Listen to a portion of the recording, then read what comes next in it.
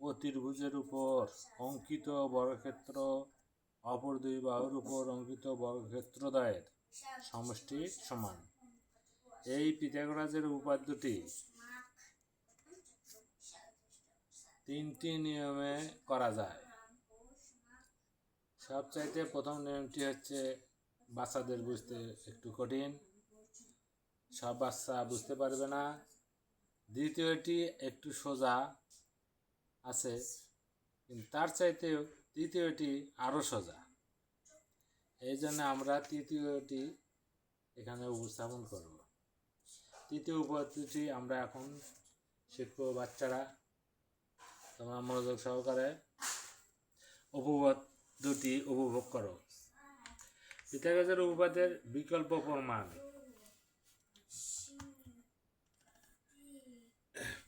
প্রথমেই আমরা ধরে নেব, মনে করি একটি সমকোণী ত্রিভুজ। আমরা প্রথমে একটি সমকোণী ত্রিভুজ আর্ট করব। মনে করি একটি সমকোণী ত্রিভুজ,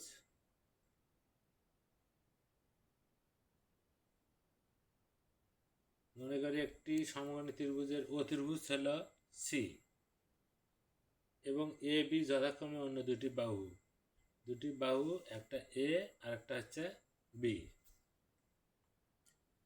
তাহলে অন্য দুটি বাহু হচ্ছে এ আর হচ্ছে বি, দুটি বাহু। প্রমাণ করতে হবে যে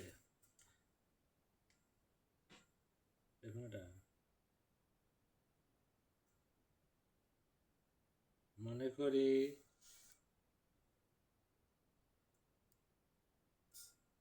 একটি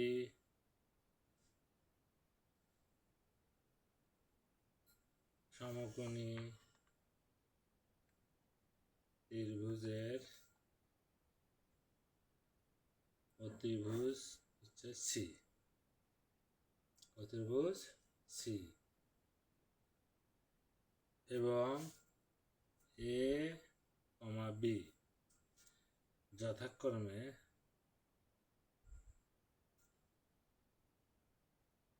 দুইটি বাহু।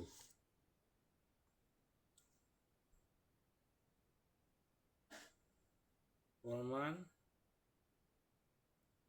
করতে হবে যে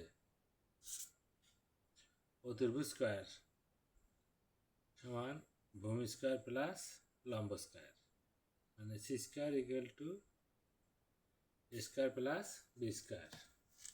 এখন আমরা অঙ্কন।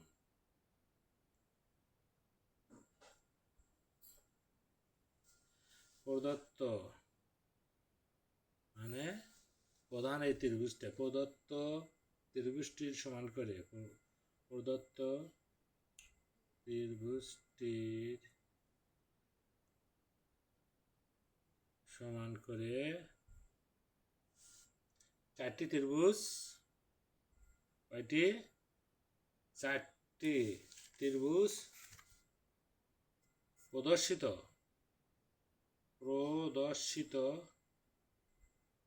উপায়ে আঁকি।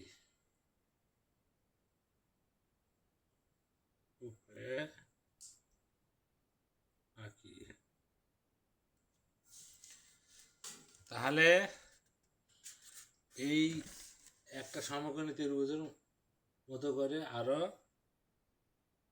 চারটি সমকোণী ত্রিভুজ অঙ্কন করি। তাহলে কিভাবে হবে? এই ভূমির থেকে একটু কারো ভূমি, ওইটুকু অত বড় সমান করে এখান থেকে আমরা আবার এখানে একটা অতির্ভুজ করলাম, সেখান থেকে আবার এটা লম্বা করলাম। তাহলে এটাও সি, তাহলে এটা বি আর এটা হচ্ছে এ। এখান থেকে আমরা আবার উপরে চলে গেলাম, এটা বি।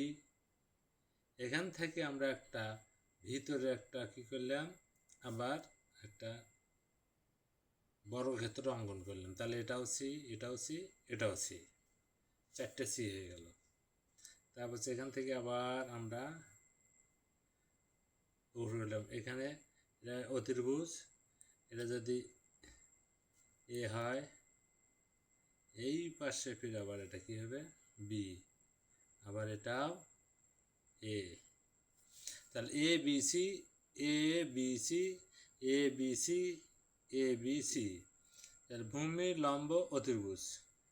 তারপরে এটা হচ্ছে লম্ব, এটা ভূমি, আর এটা হচ্ছে অতির্ভুজ। এইভাবে 4টে আমাদের হয়ে গেল। কয়টা সমকোণী ত্রিভুজ আছে? 1 2 3 4টা। এটা যদি আবার এই পাশে ধরা যায়, এটা এই পাশে যে কোনো পাশে ধরা যাবে। তাহলে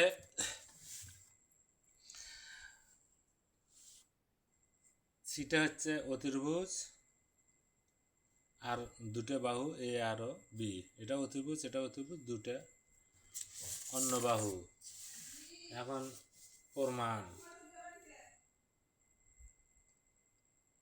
এখন আমরা কি করব? প্রমাণ করব। অঙ্কিত বর্গক্ষেত্রটি বর্গক্ষেত্র, মানে যে আমরা ছবিটা অঙ্কন করলাম সেটা একটি বর্গক্ষেত্র। অঙ্কিত ক্ষেত্রটি একটি কার মতো? বর্গক্ষেত্র। অঙ্কিত ক্ষেত্রটি একটি বর্গক্ষেত্র। এর কি হবে? ক্ষেত্রফল। এর ক্ষেত্রফল এ প্লাস বি অল স্কয়ার, এ প্লাস বি অল স্কয়ার। এখন এই যে ক্ষেত্রফল এ প্লাস বি অল স্কয়ার হলো, ছোট বর্গক্ষেত্রগুলোর ক্ষেত্রফল হবে কি? আবার ছোট চতুর্ভুজটির ভিতরে যে ছোট্ট একটা কি আছে? চতুর্ভুজটি আছে। আবার ছোট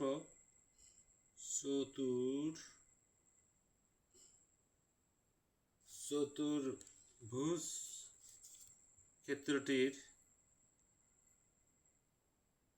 ক্ষেত্রটির বর্গক্ষেত্র।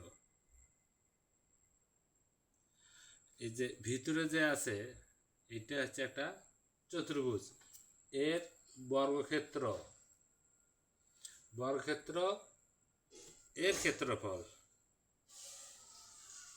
এর ক্ষেত্রফল সমান, তাহলে সি গুণন সি সমান সি স্কয়ার হবে। এখন হচ্ছে কি, অঙ্কন অনুসারে বর্গক্ষেত্রের ক্ষেত্রফল 4টি ত্রিভুজ ক্ষেত্র। অঙ্কন অনুসারে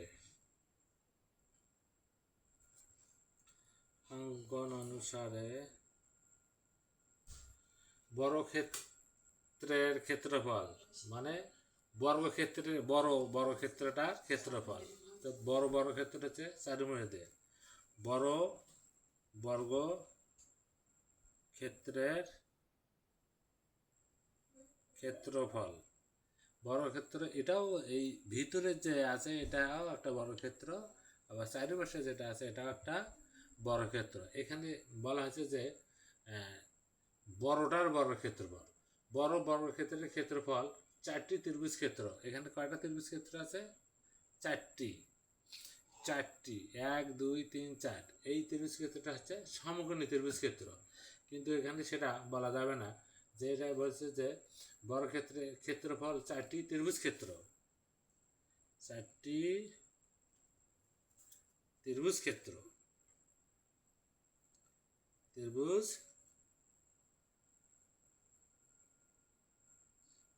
4টি ত্রিভুজ ক্ষেত্র ও ছোট বর্গক্ষেত্রের, আবার ফির ছোট,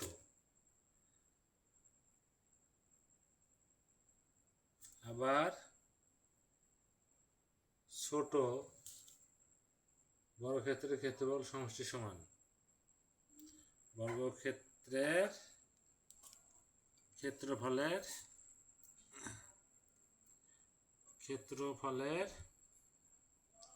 সমষ্টির সমান, এটা সমান। তাহলে আমরা সমান অর্থাৎ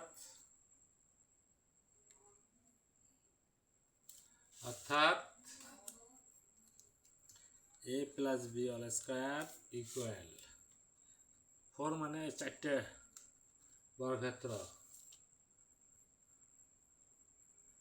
হাফ গুণন এ বি গুণন